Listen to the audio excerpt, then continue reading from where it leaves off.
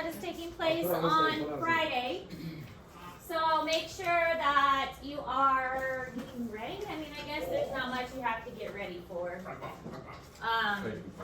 You still got that poster Prepared for it. Because that'll be on Friday. So we have a test kind of coming up for this. Forget which day. But you'll have your test on ecology, and then we'll do a little bit of evolution stuff. And we will have a actual final for this test. It won't be a presentation, it will be an actual final. That's kind of a college thing that you will have to have a final. We will have some study material, and I'll probably let you use a note card to help you on the final. So it'll be an actual test kind of final for this class. Wait, over everything? This is a college class. Wait, is it over everything we've learned all year? Mm-hmm. Oh no.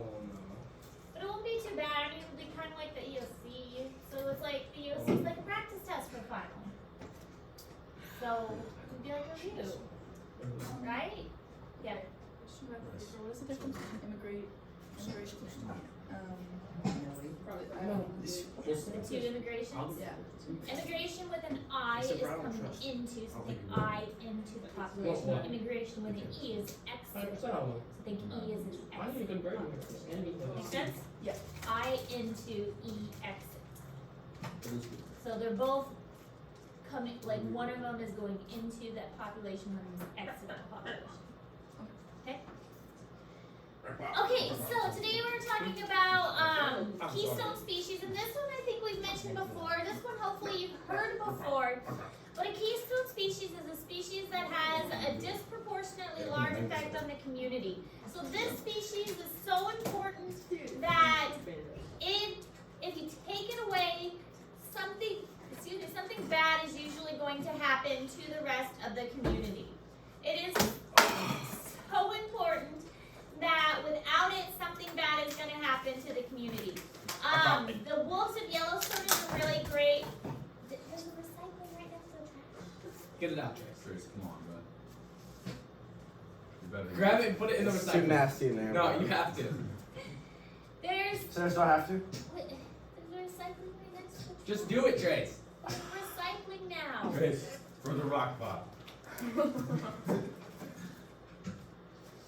I'll find something else to recycle instead. Oh, that's not stuff in Make it. up for it. Rock pop. Recycling bins. But Oh, recycle is. Look at me moving. Rock pop. Rock pop. That's how I even go to the right stuff though. the wolves of Yellowstone are a great example. They were a keystone species because when you took the wolves away, everything else in Yellowstone was affected. The wolves were important for weeding out the sick animals of like the elk species. When you took the wolves away, the sick and the injured elk, they didn't have anything to prey upon them. And so they actually, and the elk didn't have to run as fast because they didn't have anything chasing them. So the elk got a little bit lazy, and the elk population didn't have any predators, so they grew to a larger number. And so when the elk population grew, as we were learning before, then they ate more plants. Well, then the plant population was devastated by that. So when we have the wolves present, then the elk population went down, and the elk were forced to run, so the elk were healthier, and when the elk were running, their hooves turned up the soil, and that actually made the soil healthier too. So it was just healthier overall. So the wolves were considered a keystone species. So sometimes animals are having a better impact on their environment than we may first realize, and those animals are considered keystone. And the reason we call them keystone is when you make an arch, the keystone is the stone in the center that holds the whole arch together. If you take away that stone in the center of the arch, then the whole arch collapses. Honestly, don't. Now there's also terms called endemic and exotic. Endemic means that the animal lives there. It's natural for that area. It has always been found in that area. It doesn't exist anywhere else. So there are some species that are endemic to a certain area. That is their location. Lemurs are a great example of something that's endemic. So lemurs are endemic to Madagascar. You're only going to find lemurs in Madagascar, nowhere else. Exotic species are species that are brought over from somewhere else and they are not native to that area. So these are introduced species usually. So European starling brought over from Europe, that's why they're called European starlings. They are not native to this area. So endemic are organisms that are found in that area, only found there. Exotic, they came from somewhere else. Is like invasive species too? Mm-hmm. Is that So exotic and invasive. Invasive is like Our rock pile invasive. taking exotic to the next level. yeah, it like Yeah. spreads too. The Yes, rock pile has exactly. gained too much size. Whoa, what are so many of those? Him! Those gotta be from middle school, don't they? No. I haven't had this bag though, so you tell me. You guys take your, like, every day it's like something new. First it was like hot wheel golf, and then it was The good old days, like, still Bryce School or Hollywood. frisbee something, and then it was, That was the rock pile. I mean, I gotta give you points for creativity. Actually, Acme There for a while they were going golf course, pretty hard. Acme came up with it completely on his own. How will golf was wild. Smell what I'm stepping in? Remember when Acme told us that? You guys remember when we were getting... Oh yeah. He's like, you smell what I'm stepping in? No, somebody. We keep on saying, nah, step in the rock pile. It's not. This one's Ah! tough. This one's tough. I know. The other ones are kind of bumpy. This one's tough. Another one. This is golden returns. I have another one of those. So you only 4x2 and then 4x4. Wait, does this mean you're part of the... Or you're... Oh, these are stuck together, Trace.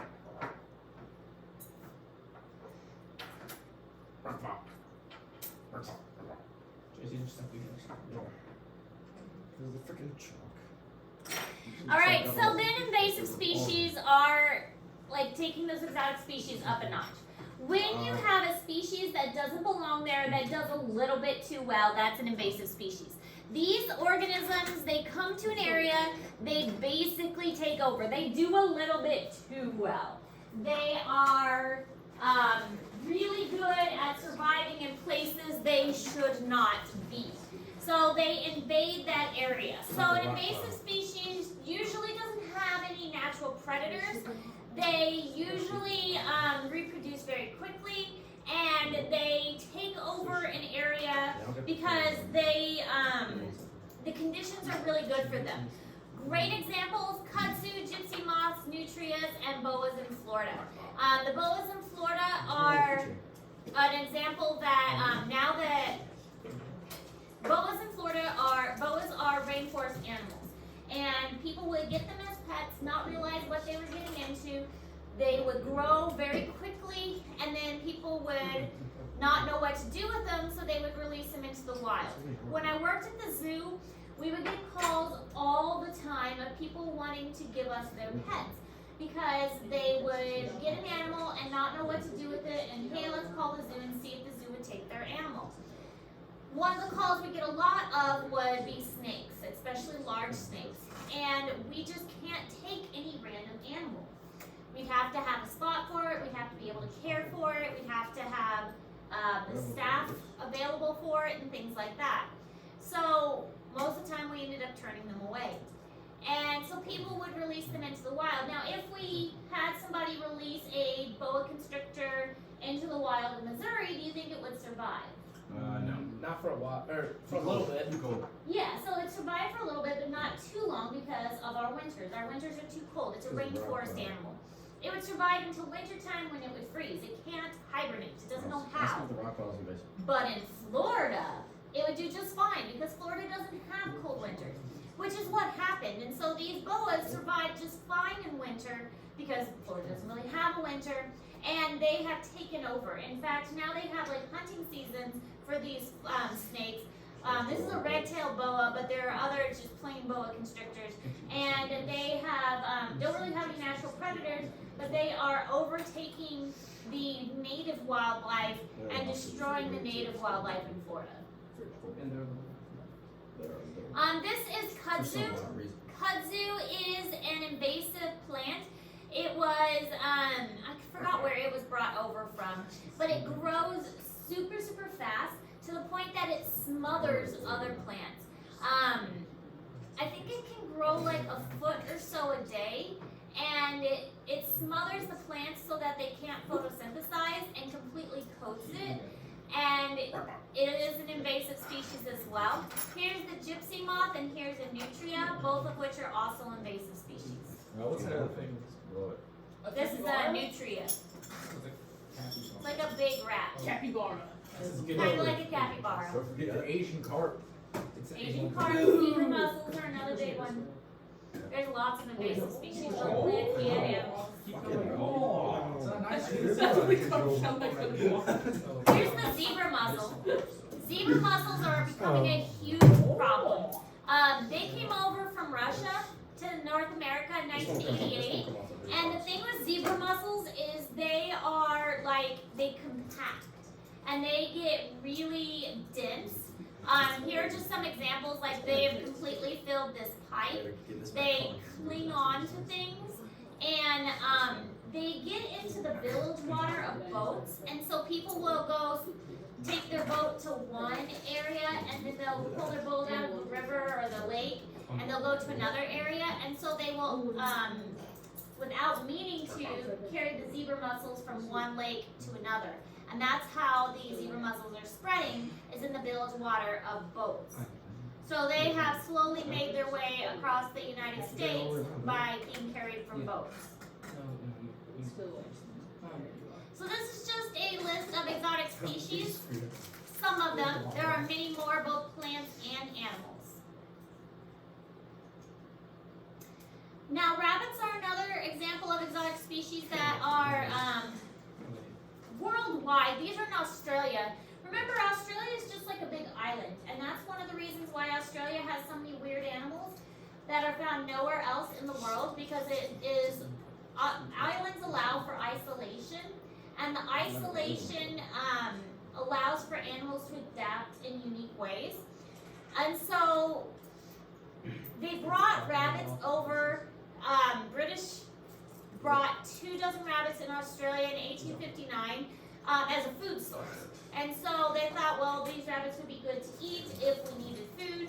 Now there are 200 to 300 million rabbits. There weren't any real like predators. I mean, yeah, there's some snakes and stuff, but nothing significant like we have here, like foxes and owls and things to eat the rabbits. And now they are a huge food. They're devastating the landscape and competing with other native wildlife like the kangaroos and things that would also eat the grasses that the rabbits eat. So they have become quite an invasive species in Australia.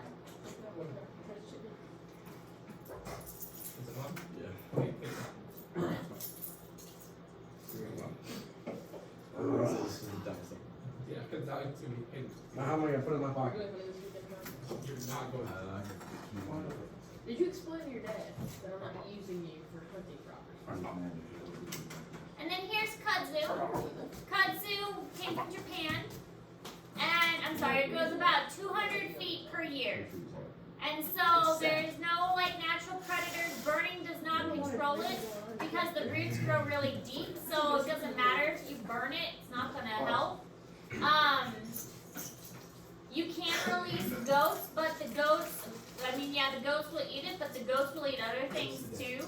So there's not really a lot you can do once the kudzu gets out. And in 2000, it appeared in the U.S. and about 3.5 million to clean it up. So it is a really huge invasive thing, and it grows so quickly. That's part of the problem, is it just grows so fast and it just covers and coats everything. So kudzu is a major problem as well.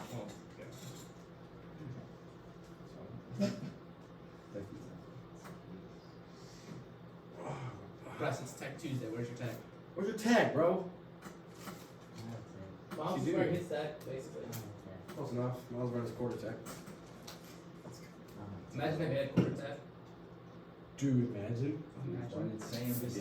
They should make a rock Like tech. a double zipping quarter zip, like that wouldn't make sense, but There's just a second zipper for no reason. yeah. Zip it up in this big old hole right here. They could do it. It just. So there's this thing called the equilibrium model of island biogeography, and that's the idea that if an island is close to the mainland and is bigger, it's going to have more different kinds of things, and that makes sense. When an island is close to where all the animals are, it's not going to be too hard for the animals to get there.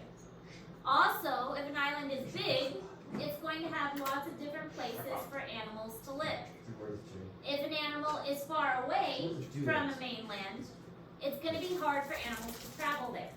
And if an island is small, it's going to not have very many places for animals to live.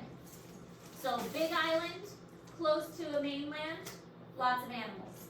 Small island, further away from the mainland, not very many animals.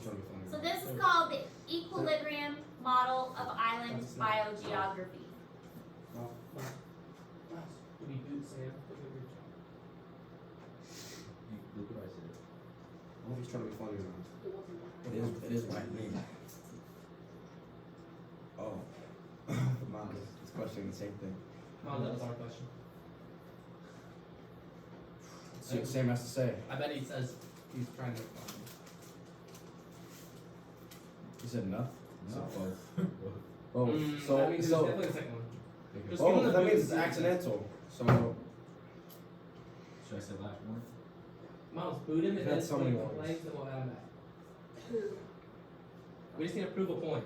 Oh, but I don't get out of that. Are you not in it anymore? I haven't been forever. Oh. Who booted you? Oh, Braden. Trace, yeah, Braden Hunt. I think it's kind of messed up. Oh, I the was, video I was wasn't an even original. the same. I was an original 3. That was definitely a snap. Give him the boot. Miles, give him the boot. Who are you guys moving? break up the pile. Braden Hunt or Sam? What'd you say, Miles? I said last warning. I said I will break up the pile. Give him the boot. Just show him his boss. I didn't get a warning. Rip up. What's this guy? Trace, look at it. But I'm pretty sure we gave him his final warning. Let's go back up to the top. We did everything. So this is Unleash Miles. this is how the equilibrium model works. I can figure out how to kick it. The number of species and the rate of the change of the number of species, they kind of meet here in the middle. So the extinction of the existing species and the immigration of new species. So basically, the closer the island is to a mainland and the bigger the island is, the more equilibrium we're going to have, and that's kind of where these two lines are going to meet. So here we can see over time how that's going to change. This is a volcanic island in 1965, just after it was formed, and as time goes on, we're going to see more plants come to the island, and that's because there is more diversity. The bigger the island gets, the closer it is to the shore, and the longer the island has had to establish. A lot of that is also going to go to that, if it was a volcanic island, then that was that primary succession. So we started with bare rock, and it took a while for the dirt and the soil to form. So we've gotten to a more of a climax community over here. So when a new island forms, species richness rises and then levels off. So we're going to get to that climax community. That's when that leveling off is going to happen. So we have that pioneer species that come in at the beginning, but eventually it is going to level off when we get to that climax community. So bigger islands have more biodiversity. So here we see the mainland. This is where all your animals are going to come from. If it's a bigger island and it's closer to the mainland, we're going to have a higher amount of animals. If it's a smaller island further away, it's going to be harder for the animals to come unless they're like island hopping. So it hops to this island and then it hops to that island, then it might be a little bit easier. But if it's just coming straight from the mainland, that's too much of a distance to travel. You're not gonna have a lot of biodiversity here. But there's gonna be a lot of biodiversity at this one because it's big and it's close. And this one's not gonna have quite as much, even though it's the same distance, it's smaller. And this one, it has the same distance and it's kind of medium sized, but this one's gonna have the most biodiversity. I agree. Wait, So this one will have the least, and this one will have the most. I was the leader of the fun walls. Actually, I'm pretty sure me, you, and Bender are, Trace. Trace, me, you, Bender, and Miles are like the board. No, I was in it before you were, bud. I made the group chat, remember that? Yeah, like the group chat. I'm pretty sure I was in it before Bender. No, because it started off with just me, Bender, and Trace, because we were talking about caves. no. Yes, Trace, back me up on We this. got the top three, yes. And then we added Miles, you, I was and in Bryce. it, no, I was in it before Miles. We had it, and then we added Miles into it later. We didn't have Miles for a while. That's facts. I guess we're the board, Trace, me, you, and Bender. No, but it's my thing. Miles can't He use said- It's my fan. So the closer an So island we'll is to have the our mainland, processes, it will right? have more biodiversity. So again, closer it is, more diversity present. The board will discuss. Now it can go from this island to this island and kind of island hop too.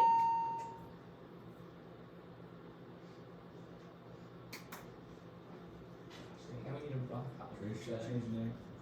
No. What? Change your name? What? Well, we gotta leave it the same. The foremost fan club is always. It's something good. Star Wars, man. If we change it to rock pile, then it's like a bunch of people that aren't actually rock pile. The rock pile is me, you, Trace, and Sam. So we'd have to add Sam back. That's why we chipped away at the rock pile. It's breaking us apart. I can do this with Ackman's getting his way.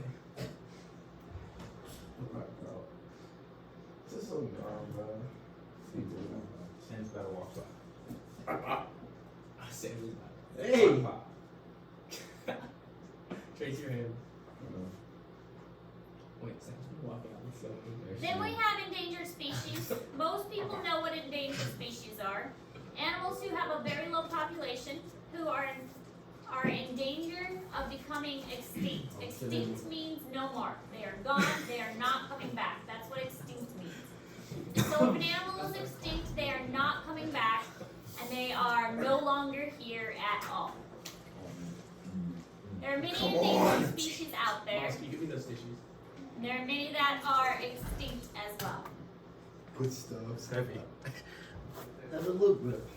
Thanks, Miles. Yes, you do. The Sprite exploded. Reminds me of Bender. Yeah, I got Sprite. I didn't see, That's or like an 8, that's like a 5. I thought I saw Hey, it. when'd you get that Sprite? I got Sprite this week. I'm back. Excellent. I'm back. No, he added himself. 'Cause I I'm don't want back. Come on, that's not acceptable. Rock pile. Yes, it is. You can't add yourself, go with the board discuss. We didn't discuss ag. We have to discuss. Wait, I won't use those, I'll use actual paper towels. Trace, I just spilled all my Nike tag. My crow looks safe. Did he get Rock pile. Get out of here, bro. Hey, we gotta take notes. Yeah, we have to do it. Guys, stop munching in the back of class. The rock pile. Wait for the. The rock pile is We shrinking. all know you're running last. Guys, it's too early for you guys to be here. Broker isn't even here. Flipped up way too We much. low key have 20 minutes left. We do. Go eat lunch, then come They back. just enjoyed my class so much. Yep. Mix- Alright, we you got guys need to 25. sit in the corner, that way we can lock in and focus. We need to discuss rock pile. Can I wash my hands in this thing? No, you can't. So human activities have accelerated rates of extinction. Obviously, we're the main cause of extinction. Species introductions, invasive species, often cause chain reactions. So if you bring something in, it usually causes one thing to happen, which causes something else to happen. Basically, we don't know what we're doing, and we cause lots of problems. And we are the reason most animals are dying. Let's go. Yeah. Now I don't know what the rock pile is. Number one reason for animals to become extinct. Poaching. Poaching is up there, but it's actually habitat loss. Trace, you know why? Because rock piles like us. Habitat loss, which causes rock Hey! Hey! How's your hand? But- Miles did not do that on purpose. Should have shoulder checked it, right? It's your son. No, it's going to recycle. She's gonna yell at me. I thought he missed two. I can. Didn't discuss. I can yell.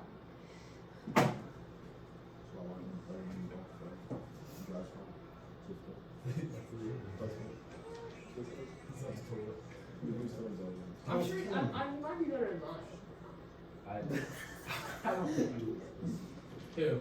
Wyland. Wyland White. No, he was like seriously telling Zola he drives 380? Yeah, dude. 380 feet? Feet.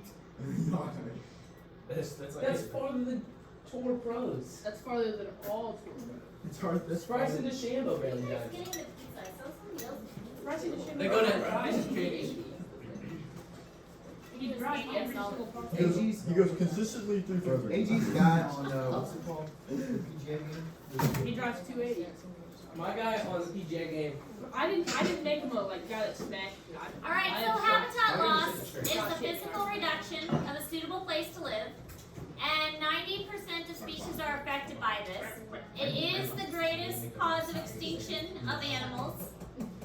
Fragmentation is when the habitat gets chopped into smaller pieces, and this causes issues as well because a lot of animals need big places to live, but when we cut it into small pieces, it makes it more difficult for them. Also, the edges of those small pieces is a disturbance, and a lot of animals can't live in those areas that are disturbed.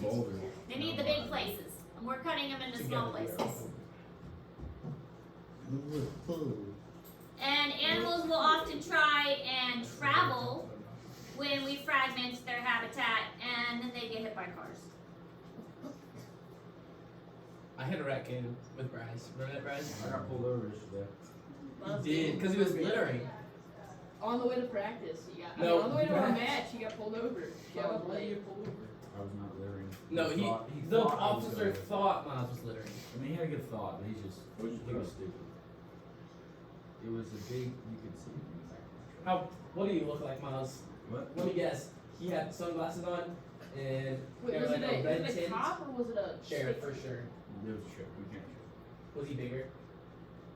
Really? I'd say he's about. Oh, I know who you're talking I'm not about. talking about the school resources. I'm talking No, about like the one. No, I'm just trying to describe Like a normal 230. sheriff. 230. Elijah? 230? That's bigger. 230. That's I mean, not how height. tall How, was he? yeah, how tall was he? My height? I didn't get out of the car like. Aiden, you're about so yeah. So Aiden's about 6. I mean 5'11", 230. I'm So 5'10". he's, 5'10", 230. That's Yeah, not rock. 5'10", 190. Did you remember 210? 190. 210. 190. Fine, I'll give you 205. More like height. I'm 190. The most I've ever weighed was 190. What do you say? What do He you say? said you're like Aiden. You weigh 210. Who said that? Bryce did. Bryce, how much do you weigh? 160? So an indicator species is a species that alerts us to habitat degradation. These are animals that are so closely intertwined with the habitat that they are affected early on, and they can determine if the habitat is in poor condition or not. Coral reefs, amphibians, and caddisflies, these all are affected very quickly if the habitat takes a turn for the worse. So if they are present, then that means the habitat is in good condition. So you can go to a habitat, and if these animals are around, that indicates that the habitat is in good condition. There's a rock pile. So if we're going by this theory, then the outdoor classroom is in really good condition because there are tons of frogs there. Which we will find out hopefully later this week because my conservation class is going to go sample we're going to sample the outdoor pond. See if there's any fish.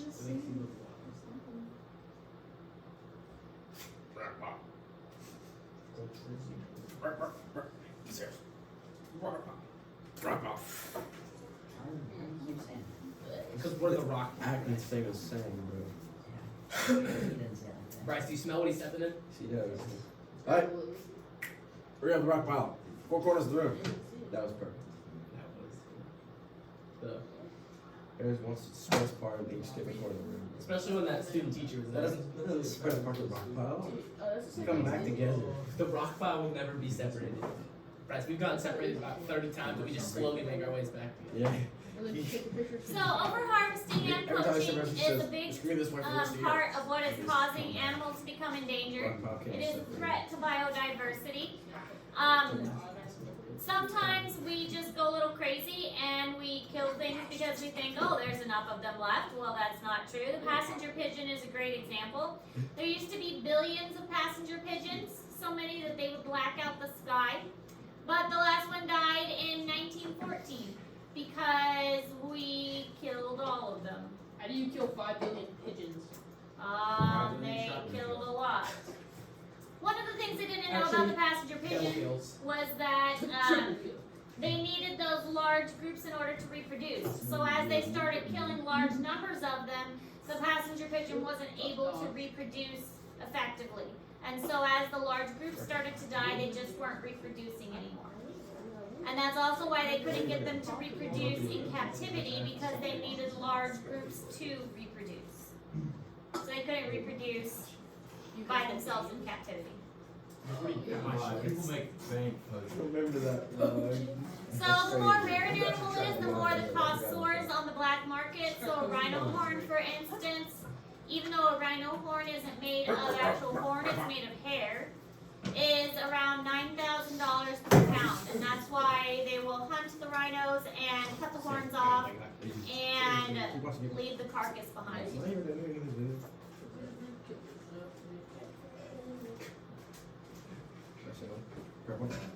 However, there is research showing that if, there is a species of elephant that doesn't have a tusk, and that the tuskless elephants are increasing in number because that is being selected for as far as evolution, because hunters don't want the tuskless elephants. Is it alive? 2022. So the genetics are favoring the elephants that don't have tusks. It's horrible. I didn't caught by his legs. That would be low-key fun. Bro. Dude, did you see what they posted about? Yeah. Dude, they got like 30,000 likes, dude. That's when It's a they get London. fun of my house here. London white. Bro. No, or look at the huddle TikTok. Okay. Let me see it. Let me see it. What's his name? I think that's his name. London white. Why are you saying like that? Alright, any questions about any of that? Okay, you're continuing to work on the ecosystem poster. Tomorrow we'll probably get into